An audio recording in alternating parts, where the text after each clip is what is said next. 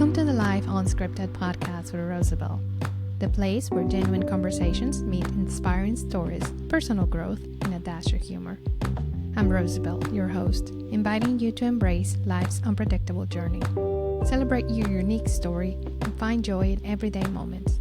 Get comfortable, stay curious, and let's explore together. Unscripted, unapologetic, and unstoppable. Hello, everybody. Welcome to the Life Unscripted Podcast with Rosabel. I'm your host, Rosabel Zohfeld, and today we're diving into transformative world of functional medicine, we could say that, with metabolic typing. Coach Martin Pytela. So he is someone whose personal health journey became a catalyst for helping thousands to restore vitality to both body and planet. So we're going to be talking about this. Martin, it is such a pleasure to have you here. Likewise, Rosabel. Happy to be here. Thank you. So you are actually known as a life enthusiast, right? A coach. And your story, tell us more about your story. Perhaps you're also an immigrant, right? Yeah. In Canada? Well, I grew up in Europe, in Czechoslovakia. And when I was 24, I left and landed in Canada. And soon thereafter, I ended up going to a dentist. And in my inexperience and perhaps lack of understanding, I thought that when I go see a professional, that they would keep my best interest in mind. But that's not how it worked. I ended up with a dozen of mercury amalgam fillings. I asked the question, are there options? And are they safe? And, oh, yeah, they're safe. This is fine. Well, it wasn't fine. Mercury is the most toxic thing you can put into a human body. And I got a pretty good load. And the next few years were a journey into essentially, well, I started breaking down. I broke down. I had carpal tunnel syndrome and plantar fasciitis, and I had bad back, pretty bad, to the point where I would be crawling from the armchair where I was sleeping face down on all fours to the toilet and crawling back because walking was out of question. So pretty significant amount of disability. Wow. How long ago was that when you went to that dentist? This was 1977 for the next 10 years after that. Okay. Yeah. Okay. And so, wow, that is interesting. Did you knew that was the problem from the get-go, or how did you came to the conclusion it was actually, because most people don't know? Well, of course. I went to first the orthopedic surgeon. Then that didn't help any. He offered me corticosteroid injection, which worked for 6 weeks, and then the problem was worse than before. They don't have anything for that. And I saw a chiropractor, really skillful, good manipulator, and he would put me back together. But my body was always falling apart because when you have mercury toxicity, the structural modules of your body are weak. So, yeah, I would lose the adjustment. It's sort of like driving on an underinflated tire. It's very wobbly and it just doesn't hold together. And so this fellow was a good manipulator. He would put me back together, but I would not hold together. So 3 days or 7 days or 10 days later, I was out again in pain, unable to do anything. That went on for a few years. I started getting other problems, right? Like this is a decline that keeps hitting different parts of your body. First, the physical structure went for me, but the immune system was going down. The brain fog started happening. Mercury is really nasty. It gives people, well, gave me anyway, pretty dark disposition. I was starting to feel pretty suicidal at that time. Wow. Well, in the mainstream, they don't ask why. They only treat symptoms. It's by design, right? The pharmaceutical business is by design. I'll give you a pill that's going to keep your symptoms at bay, but I will do nothing to actually remove the cause of your problems. The chiropractor was limited by his license to do manipulations. I was in Canada. In Canada, the chiropractors are strictly boxed into physical manipulation, nothing else. The naturopath I saw was testing me for allergies and giving me vitamin pills, but didn't have tools. So at some point, my original trade is systems analyst in computer science and business administration. So at some point, it was like, hey, you're an analyst, analyze it. Wasn't too long before it was clear to me that the industry, the entire health industry, is not behaving rationally. It's a So business. it's a business focusing on treatment, not on cure. Yeah. Yes. They say the word cure, but they never really go there. So anyway, I figured it out. And then once I figured it out, it was like, okay, what will work? And I found tools. I found zeolite, which is very good at binding toxic metals and just other industrial toxin problems. So I got most of the toxicity out.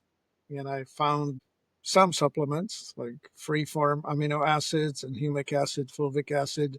Those were the building blocks with which I was able to restore most of the damage that I had suffered. Did you by any chance have had the fillings removed? Eventually, by the time I figured it out, I didn't have the money to do it. It's a funny thing. When the fillings go in, they were $100 each. When they were coming out, it was $1,000. How did you actually figure it out? Well, at one point, I did the hair trace mineral analysis. That's hair. It's in Right. clip some hairs off the back of the head, send it to a laboratory, and it came back with super high in mercury. I thought, where did I get mercury? That the first question was, I'm not eating a lot of tuna. Where else could it have come Right. from? I had no idea because it was not told to me that they're putting silver mercury amalgam fillings in my mouth. They only called it silver fillings. Yeah. Yeah. Just sleight of hand. And so was this what took you into where you're currently doing right now? Yeah. So this was 1980s. So I worked on fixing myself. By middle of 1990s, I was pretty much restored, put myself back together. And how did you put yourself back together? Well, I described it. I used zeolite to bind the heavy Zeolite? metal. Yeah. I used humic acid, fulvic acid, amino acids. I Okay, used a so lot of for those who algae. don't know what zeolite is, what is it? Is it a substance? I mean, for example, were you in Canada at the time? I was, yeah. And is Yeah, it like, zeolite. how do you get So, it? well, it's readily available. It's something that is available as a supplement. I mean, Okay. these days, I'm running a business called Life Enthusiast, where Okay. you can get all of these things that I'm talking about because I now help people recover from the disasters that are brought to them through it's called a Right. medical treatment, iatrogenic effects. Yes. And I also understand that you have a core teaching that we should be eating according to your metabolic type. Is that correct? Oh yeah. Yeah, later, I started I switched from the management consulting work that I was doing by about year 2000, 2002. I launched the website in 2002 and built it based on showing people what's possible and how. Yeah, somewhere along the way, I came upon the information about metabolic typing, which is rather interesting. I've always known that biological individuality was important because I was using homeopathy, herbalism, traditional Chinese medicine, Ayurvedic medicine. Those were the tools that I used to help me get better. And the metabolic typing method includes and puts together all of this. The three major questions that get answered with metabolic typing is endocrine dominance, which answers how you gain weight or lose weight, metabolic dominance, which answers how you alkalize or acidify, and that's actually regulated through the combination of macronutrients, carbohydrates, fats, and proteins. Some people are alkalized by fats, some people are alkalized by carbohydrates. It's quite interesting. Sort of like if you are left-handed or right-handed, it looks the same, but it doesn't work the same. I see. So once someone knows their type, right? What are the most common dietary adjustments that people have to make? I mean, what would be the biggest impact or on energy and well-being? Okay, well, on the weight management, some people gain weight with fats, some people lose weight with fats. So you have, for example, the thyroid dominant person will get skinny on a ketogenic, high fat, low starch diet, while the adrenal dominant person will actually gain weight on that. So you need to know what you're doing and why you're doing it. Otherwise, you'll end up with the opposite result. And Very the good. balance is really interesting. That affects a lot of things. Most of all, the autonomic nervous system. Which here's an interesting point. When you alkalize, when you become more alkaline than the midpoint, you start to procrastinate, and then you become despondent. And if you get even more alkaline, you become depressed. And you go to sleep easily, but you don't get a lot done. When you acidify, you wake up early, you wake up full of energy, ready to go. There's a lot of excitement. But as you get more acidic, you become impatient and nervous and anxious. Anxiety is part of it. If it's inward directed, you can be just really nervous and anxious about things. And if it's outward directed, it's rage.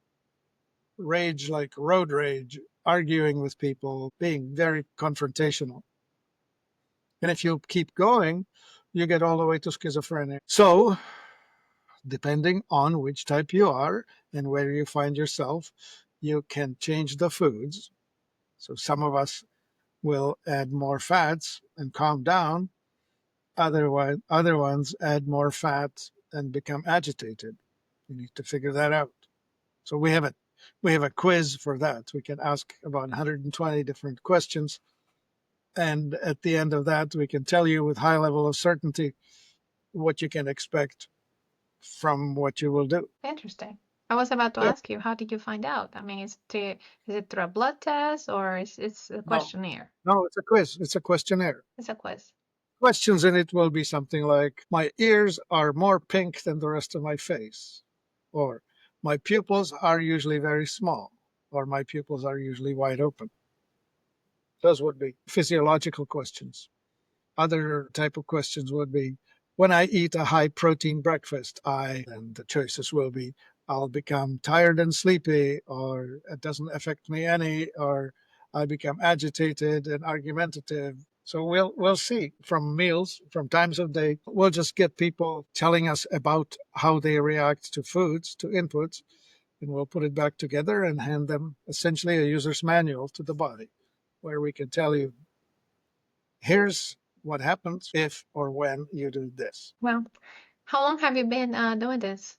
I got certified in 2012. It's been a while. I'm sure you have some testimonials of. Oh gosh, yeah. Oh yeah, there's lots of stories. Yeah, this works for every metabolic disease. And metabolic diseases include everything cardiovascular, everything, so heart disease, diabetes, obesity, cancer, you name it. All of these metabolic problems are essentially the result of mismanaged genetics versus inputs. Yes. You also have a coach on restoring the mindset, our mindsets to healthy. Is that Yes.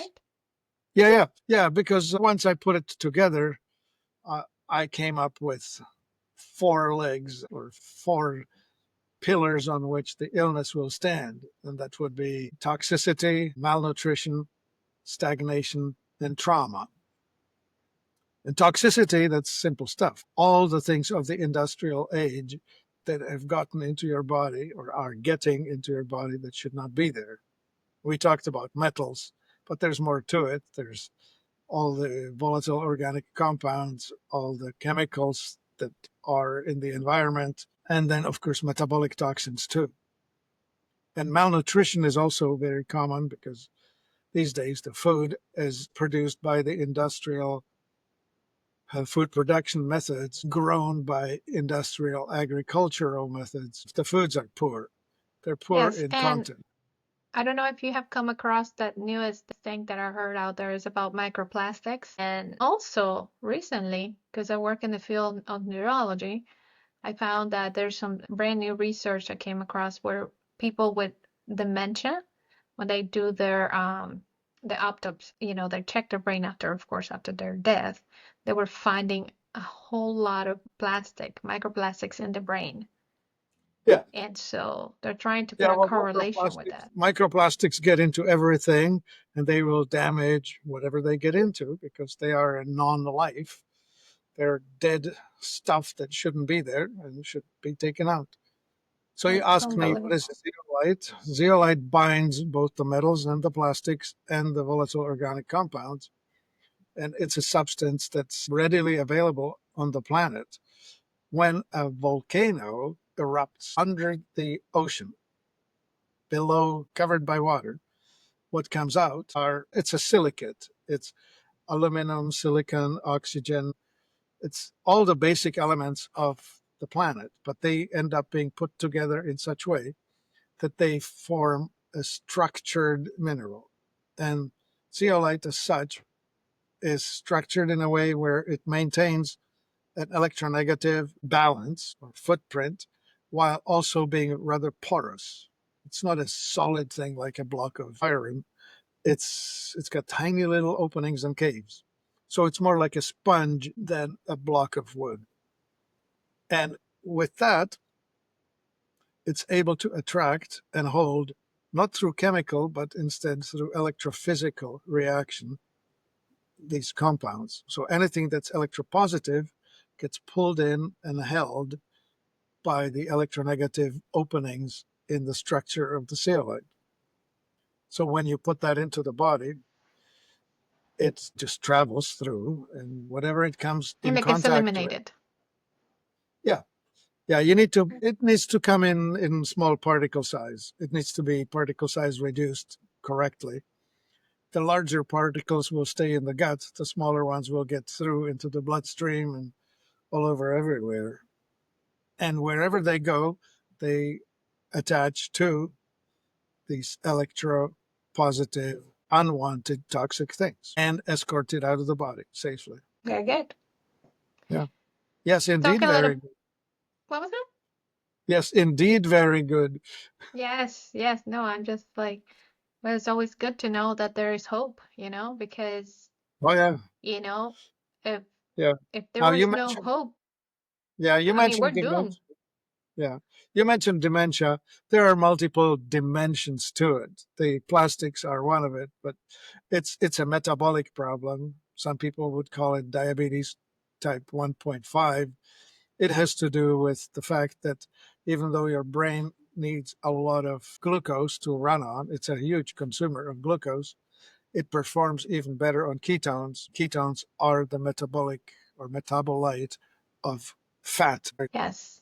regime, right? And so people who suffer from decline of processing power or a decline of their ability to recall things do a lot better on a diet that's a closer match to their genetic requirement, which will very likely be much less carbohydrate, way less. These days, the silliness of how the world, how America has been set up is we have subsidies that we give to farmers so that they grow more corn, wheat, soy, maybe lentils and chickpeas and canola. We subsidize that with tax money. Then, after they grow it, with tax money, we subsidize poor people to buy subsidized food with food stamps. So these foods are made artificially cheaper by the subsidy. Then we give people money so that they go buy them. So now they're buying more stable foods. I mean, this is to some degree an advantage because things that last a long time on the shelf are cheaper by design. So breakfast cereal or boxed crackers or products of that sort are going to be cheaper. You can live on it, but it's going to make you more inflamed. So now I'm living on a subsidy, eating subsidized food, and I'm going to get sick eating that. I'm going to develop a metabolic disease like diabetes, obesity, or cancer. And now I'm going to go to Medicare getting tax subsidy to help me with the medical problem that got created by the food I ate because of the economic structure that was set up. It's an evil circle. Yes, indeed. And it's a circle that perhaps is not an easy one to come out. And Well, that's it is the it reason. is actually really straightforward. It comes through education. We need to Right, educate consumers. Every one of us needs to come to the understanding that we are responsible for our health. Each one right. of us. When I say, yeah, you're right, it's a lot of education. It takes about a lot of mentality, a change. What happens, unfortunately, is when we live in a country like the US and we have to work and we have to, like you say, I mean, I have children, we're in a rush. I mean, who has the time to prepare a healthy meal, a healthy breakfast? Unless you see, it's just this go, go, go kind of thing. But again, Yep. it takes intention, creating Yeah. making those changes. Yeah. That comes back with you can pay for it now or you can pay for it later. That is true. Yeah. That is definitely true. It's about taking you know, conscientious. I don't know. It's about the shortcuts, right? Yes. When you take the shortcuts, when you take the convenience, I'll quote this. I heard Gary Brecka come out with the most fantastic line. He said, "Aging is the relentless pursuit of comfort. When we do the easy thing, when we do the convenient thing, we end up with results that are much worse." Because we humans Yes. are really supposed to work. We're built for physical work. Remember how I mentioned toxicity, malnutrition? I got stuck on Yes. those two. The third one was stagnation. Stagnation is the sedentary lifestyle that we now live in cars, in front of screens, working mostly with our hands rather than working with our bodies in a physical setting. Absolutely. We're supposed to work for our food, right? Yes, absolutely. Yeah. So if we don't exercise, and by exercise, I mean work. For a hobby, I should be unloading rail cars just to get some exercise. Great. We will need to be inventing ways for us to do physical things because that's how we maintain. Yes. Well, maybe we should, if we're going to be in the computer, maybe we should get one of those desks that have a treadmill and we're like doing this or Right? anything, right? Maybe we should be powering the computer. You know, as That's not a bad cyclists, idea. somebody on a bicycle, like Lance Armstrong performance level, is able to put up about 400 watts of energy at at one time, working hard. So it takes about 200 watts to power a laptop computer. So we should theoretically be able to indeed power our own machines. Yeah, I can only imagine, for example, we're doing this recording, this conversation, and I'll have to pedal just to make sure that, the computer stays on because I'll be like, so that's an incentive. I'd be like pedaling, making sure, okay, if I stop pedaling, I'm gonna lose the connection. Yep, The computer exactly is that. gonna stop. Yes, Good like one. that. Maybe we should make it a little more reliable by you having to replenish the battery, but still, it would Right, be a right. great tool. Yes, definitely. And when it comes to stress and post-trauma, what are some daily practices that you recommend for someone who's struggling with that? Yeah. Well, we have some crutches for people who are dealing with post traumatic issues. We have a product called Cortisol Ease that was originally developed for the veterans returning home. What happens is that the cortisol production gets dysregulated. Normally, we're supposed to wake up with high cortisol in the morning, and over the course of the day, the level of it should be going down so that we can go to sleep in the evening, and overnight it gets restored and we start that cycle again. In people with PTSD, this is usually dysregulated. They end up with a spike either in the afternoon or in the evening. And so instead of being calmer, they actually are becoming more agitated. And so towards the evening, they are wired, tired, but unable to let go. So this herbal thing called cortisol ease is designed to shut down, help the body to undo the cortisol load. So especially young people who are on their electronic devices, gaming until bedtime or past their bedtime, and then unable to shut it off. With the help of cortisol ease, they can just turn it off and go to sleep. So that's one tool that we have. But dealing with trauma itself, it's hard for me to do it nutritionally, but there are definitely ways to do it through therapies. My most liked, most enjoyed, I think, EFT, that would be known as emotional freedom technique, or body talk, quantum healing, touch for health, neurolinguistic programming. Those are all tools that help people deal with the stored trauma and help undo it, redirect it, get it out of the way. Very good. Now, do you know about any quick mindset hacks that our listeners, our busy listeners, can start today? I didn't quite hear you clearly. I was asking if you know any quick mindset hacks. That's what I didn't catch that word. Well, okay. So what you want to do is you need to activate the parasympathetic side of your autonomic nervous system.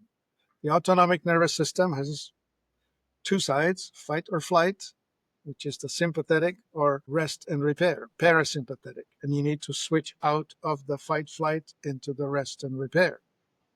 The most parasympathizing nutrient is chlorophyll. So you have chlorella, spirulina, barley grass, wheatgrass, all the green things. Get a green drink. The most parasympathizing mineral is magnesium. You can try taking it orally, but it's even better if you take it topically. You either spray it on your body, massage it in, or take a bath with magnesium crystals. But Epsom salt help because that's magnesium, right? Epsom salt, yes. Yeah, Okay. that's magnesium sulfate. Yes. And then I like those. you can do breathing, right? The classic would be the box breathing or the longer exhale than inhale. So you would do the box breathing is usually count of 4, in, out, in, out. So you would be inhale on 4, hold it for 4, exhale on 4, hold it for 4, inhale for 4, and so on. Just do it in a box, 4 square.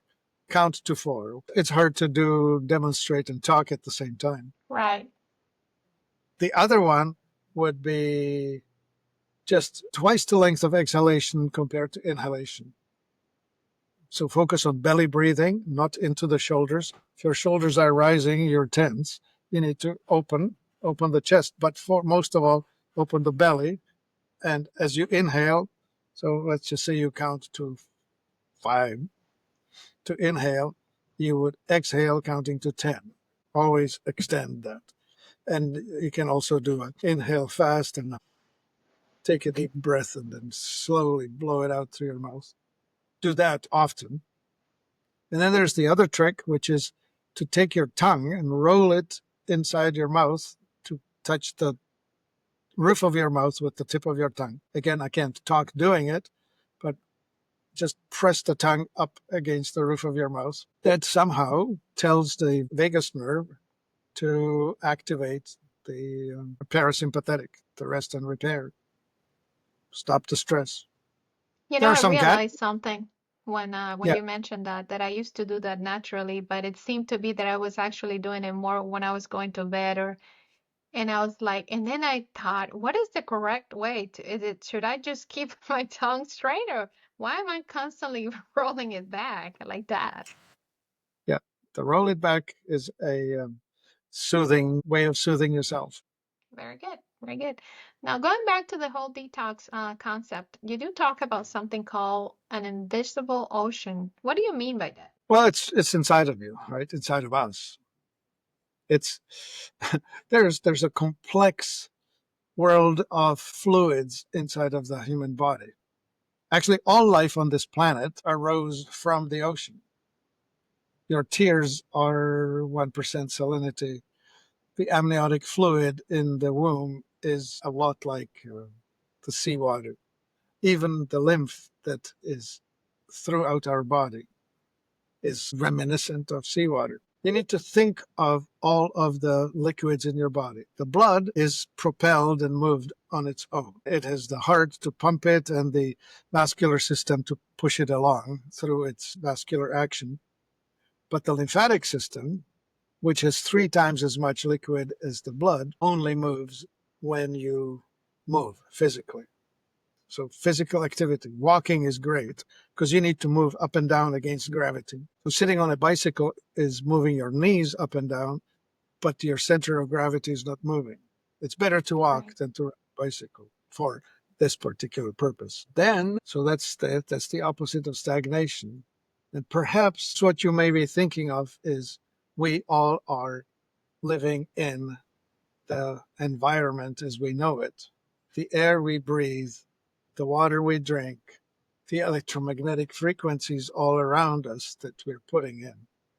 That's all the invisible stuff that we interact with, but don't really notice. You can't touch it. Sometimes you can smell it, but for the most part, we just don't think about it. So that is the invisible ocean. Yeah, one of the things that matters are the electromagnetic frequencies that we're surrounding ourselves by. And there's this effect. It's called voltage-gated calcium channel. And the frequencies in the 5G and 4G spectrum, so cell phones and wireless connections, are triggering cells to flood with calcium. And calcium is the signaling molecule for anxiety. Calcium is the opposite molecule to the magnesium. I mentioned magnesium activates the parasympathetic. Calcium will activate the sympathetic. So if you go into the Wi-Fi next to a router somewhere, your body gets triggered into flushing you with calcium, which will have you respond with a stress type, anxiety-like response that you need to deal with. Not easy. Yeah. So there are gadgets available that will counteract that sort of thing. And it's worth being aware. Right. And that's a few recommendations out here, like try not to sleep and keep your phone connected next to your bed. Or I also heard that put it on airplane mode or turn it off, or try to not to have as many, electronics far away from you, especially when you're sleeping. Yeah, this is perfectly valid for people who live in their own house somewhere on an acreage. If you live in a city, the neighbor that's right over across the hall or just behind the Right. Like if you live in apartments and stuff, you're right. Maybe I was thinking about me above because you, below you, left of you, right of you, it's everywhere. So you yes. don't have to go for defensive mechanisms because it's everywhere. If you turn on your phone and you go look for antennas, right? Like go look for Wi-Fi, you'll see a whole bunch of neighbors routers all the time. Yes. Everywhere. Everywhere. And then thinking about food, organic food. Yeah, We think well, about organic is definitely better than not. right. The problem with the GMO is this. The genetically modified corn is resistant to glyphosate. Glyphosate, also known as Roundup, was originally patented as an antibiotic. What glyphosate will do is it will kill the microbes that live at the roots of the plants. So it's killing the life from the soil. This GMO corn will survive it and grow in it, but will bring to you trace levels of glyphosate. Wheat that's harvested with the help of glyphosate, they use that just to cause uniform dryness of the wheat before harvest time. It will have trace amounts of glyphosate on it, but enough to when you eat it to trigger this antibiotic effect in your body. In the process, you're killing the internal terrain. And as you do that, you're causing leaky gut, which will cause allergic reaction throughout the body, which will give you, they're called autoimmune diseases, which will include chronic pain, chronic inflammation, chronic weight gain, chronic joint problems, and so on. Lots of it. So that is this rising level of toxicity. We have plastics rising, we have hydrocarbons rising, we have glyphosate rising, and so on. As all of these things are rising, the effect is a multiplication. Here's an interesting question. This is a quiz. The concept is called LD. LD50 stands for lethal dose, and 50 stands for 50%. And that's a standard scientific method by which the laboratories are determining what it takes to kill a person or a creature, a living organism. So if you administer LD50, half of them will die. So LD1 would be kill 1 in 100. So if I combine LD1 of mercury, 1 in 100 die, with LD1 of lead, what do you think you get? How many of the 100 will be dead? My God. That's a trick question. 100. LD1 lead That's combined exactly what I was thinking. mercury is LD100. And so Yeah. the pharmaceutical companies have been studying things in isolation. They would just reduce it to a single variable and say it's safe because we don't want 1 in 100 dead. We go for LD 1 in a million, right? So that would be LD 0.001. But still, if you combine 001 of this with 001 of that and that and that and that, you're now causing a global illness all over the planet. Yeah. We're being killed slowly. Yep. It's the fish in the aquarium that are being poisoned. And unfortunately, with an aquarium, you can change the water and restore the terrain for the fish to thrive. We humans, we are soiling the aquarium that we're living in. It's getting scary. Yeah, indeed. Totally. Well, how can listeners identify the most impactful change, even on a budget? Okay, well, zeolite's not expensive. $20 a month is enough to get even a toxic person detoxified. The number one thing is you are voting with your wallet all the time. So every single time you put $1 in, you're placing an order for whatever you just bought to be replaced. It will be made again to replace the one you just took home. So think really hard about how you're spending your money. Yes. So fresh, uncooked is better than cooked, and uncontaminated is better than contaminated, and on and on. So start making choices. Start thinking, right? Martin, is there anything I have not asked you that you wanted to let our Let audience me know? just expand on it. Start with the important things. The air. Surround yourself with houseplants. They will take the toxicity out of the air. Water, you definitely have to get chlorine removed from the water. So filter your water. Don't drink the chlorine that kills the microbes. So air, water, food, well, go with organic when you can, or at least decent, the best you can find. Yeah, you asked what else should we talk about? I think this is it. I think the individual consumer has a choice, has a duty to themselves and especially to their children to make a better choice. Because if we don't make a better choice, we only have maybe 2-3 generations before this whole thing goes terribly wrong. Yes, indeed. Where can our listeners get in touch with you? I have a website. The website's called Life Enthusiast, and it's life-enthusiast.com. I also have a channel on YouTube, on Telegram, Rumble, Instagram, Facebook. We post lots of information. There's a ton of information available. We have a blog going. The information is available. It's the desire to know it that makes all the difference. Absolutely. Find a reason, find a big enough why. And for you, it may be to see your grandchildren grow up. Find a reason why you want to care. Yes. So go to your website and then from there, click on links to the different social medias and whatnot, right? Yeah.